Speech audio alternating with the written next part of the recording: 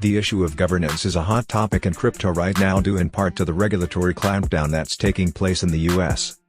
However, the issue isn't as simple and straightforward as some might imagine. Although it's gaining popularity at present, it's something that's always been at the heart of our plans as.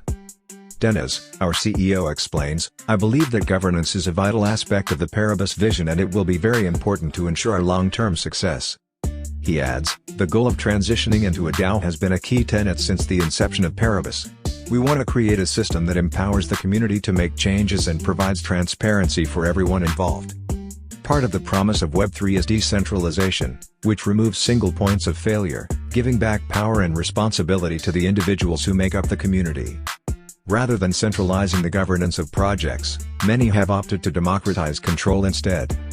As liberating as this sounds in theory, it's somewhat harder to achieve effectively in practice. Due to issues such as the Pareto distribution, power has a tendency to gather and collect into the hands of a disproportionate few in any given society.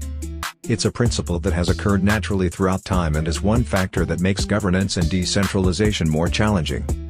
To overcome such issues, it's important that projects don't rush into adopting a decentralized governance model. In the past, many have tried to do this too quickly with some unforeseen consequences. As Wilson, our COO describes, "We have taken a look at the DAO space and it has given us a guidepost for our decisions in how we form the Paribus DAO.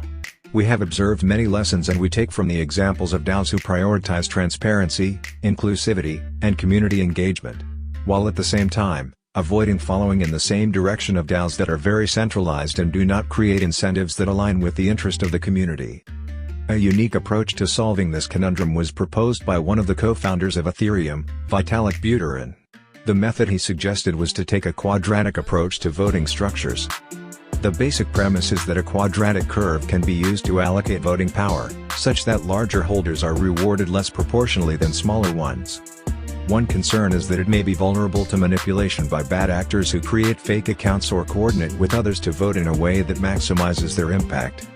Despite having some limitations, quadratic voting represents an exciting new approach to decentralizing governance that can democratize projects and promote a more engaged and supportive community. It can help to build a more sustainable and equitable ecosystem by amplifying the impact of smaller voters and incentivizing broader community support.